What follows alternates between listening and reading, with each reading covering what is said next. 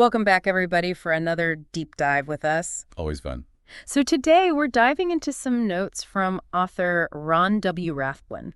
From what I understand, he's got some pretty interesting ideas about this whole individuality and socialization thing. It's something we all deal with, right? That push and pull. All the time. I mean, who hasn't felt that tension between wanting to fit in and, wanting to be your own person? Exactly. And it seems like that's exactly what Rathbun's getting at in these notes of his. Right. These notes are from October 15th, 2024, by the way. Oh, okay. So fairly recent. Yeah.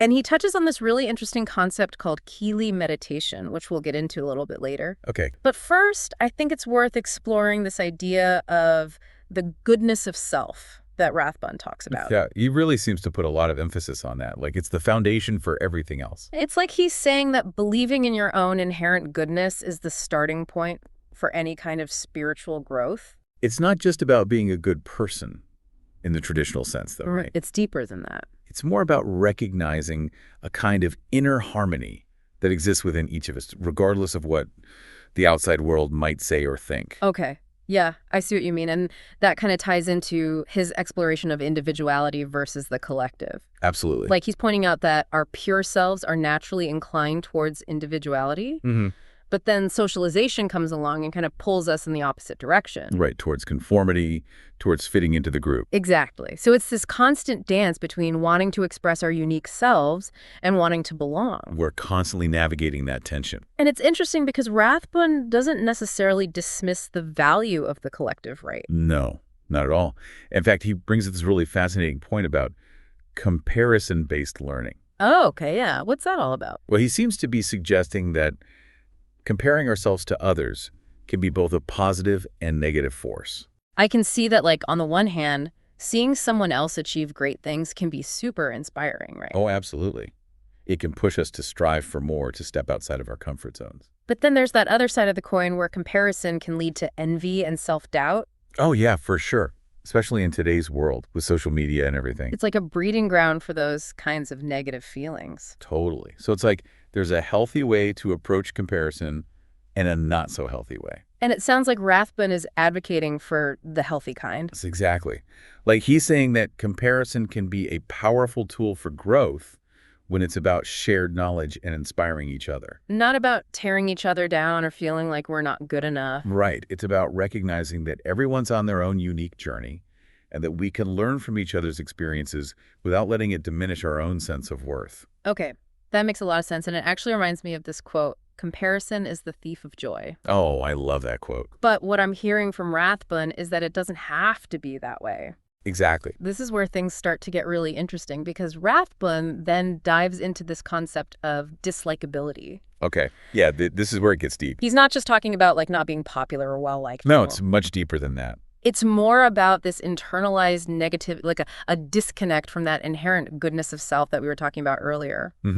Like we start to believe the negative judgments, whether they're coming from ourselves or other people.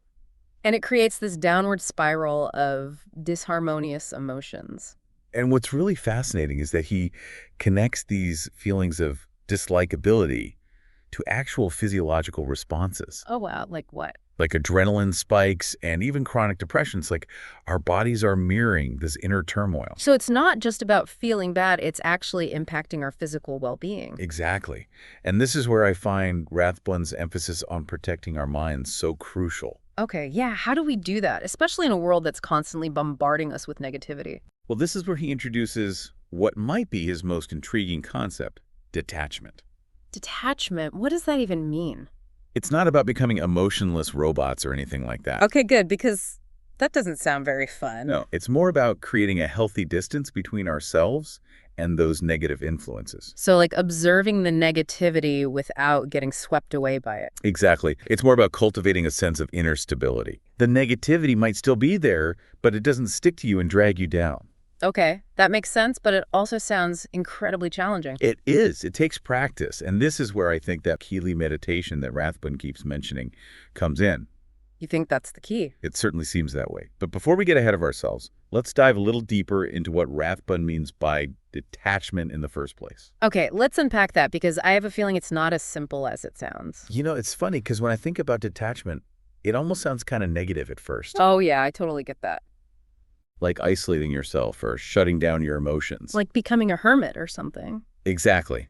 But that's not what Rathbun is talking about at all. No, he's definitely not advocating for emotional suppression or anything like that. Right. It's more about creating this healthy boundary between ourselves and all that negativity that's swirling around us. It's like choosing to observe the negativity without getting sucked into it. Exactly. And I think that's where the connection to Kelee meditation becomes even more interesting. Okay. Yeah, let's talk about that. This practice gives us specific tools to actually cultivate that detachment. You mean like practical techniques that we can use in our everyday lives? Exactly.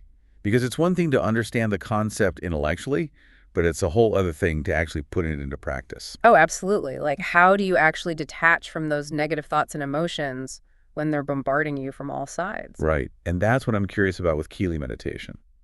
Like, maybe it's got some specific exercises that help us train our minds To create that mental space. to not get so caught up in the drama. Right.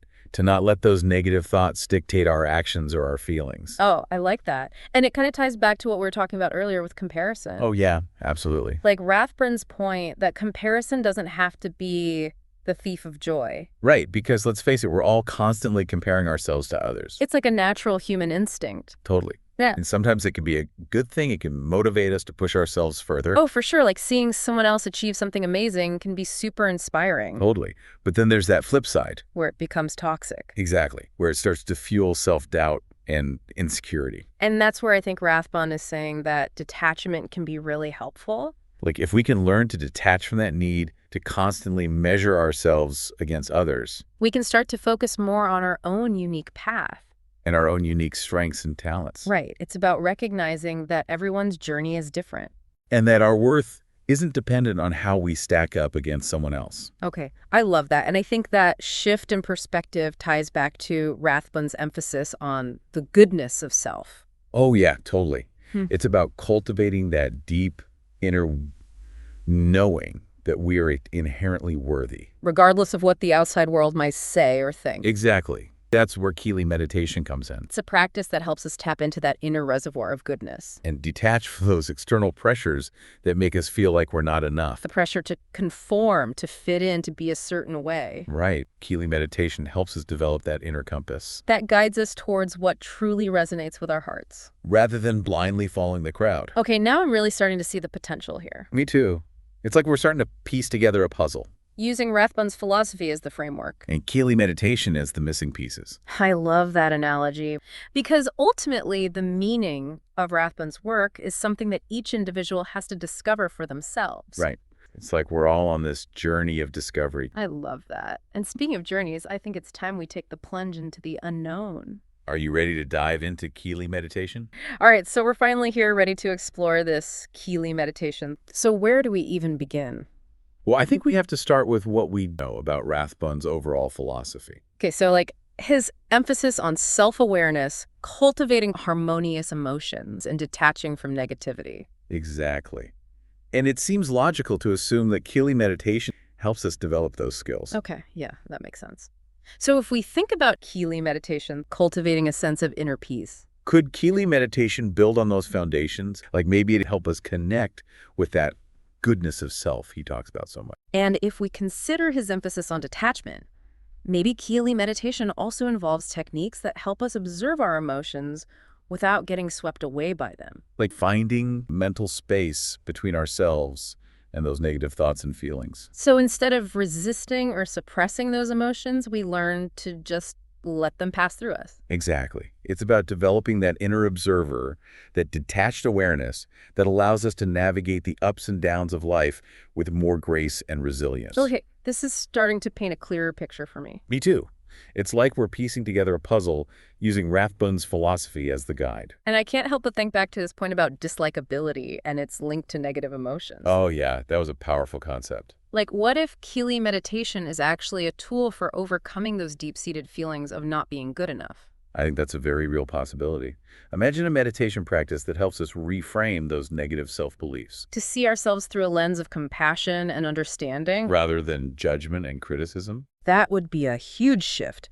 And maybe it could even help us deal with those external pressures that contribute to feelings of dislikability. You mean like the pressure to conform, to fit in, to meet certain expectations? Exactly.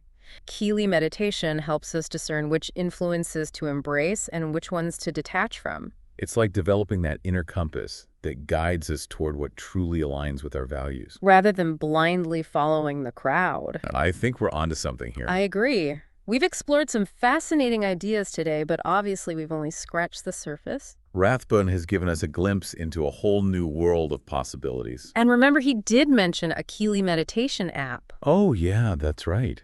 Maybe that's the key to unlocking all the secrets. Exactly. So for all of our listeners out there who are intrigued by these ideas, I highly recommend checking out that app. Because ultimately, this is about more than just understanding Rathbun's ideas it's about applying them to our own lives.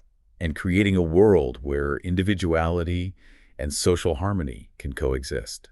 That's a beautiful vision, and I think it's something worth striving for. Absolutely. Well, folks, that's all the time we have for today's deep dive. It's been a fascinating journey. But the exploration doesn't end here. Keep questioning, keep exploring, and keep sharing your insights. And who knows, maybe together we can unlock the full potential of Kelee meditation. And create a more compassionate and fulfilling world for ourselves and for everyone around us. Thanks for joining us. We'll see you next time.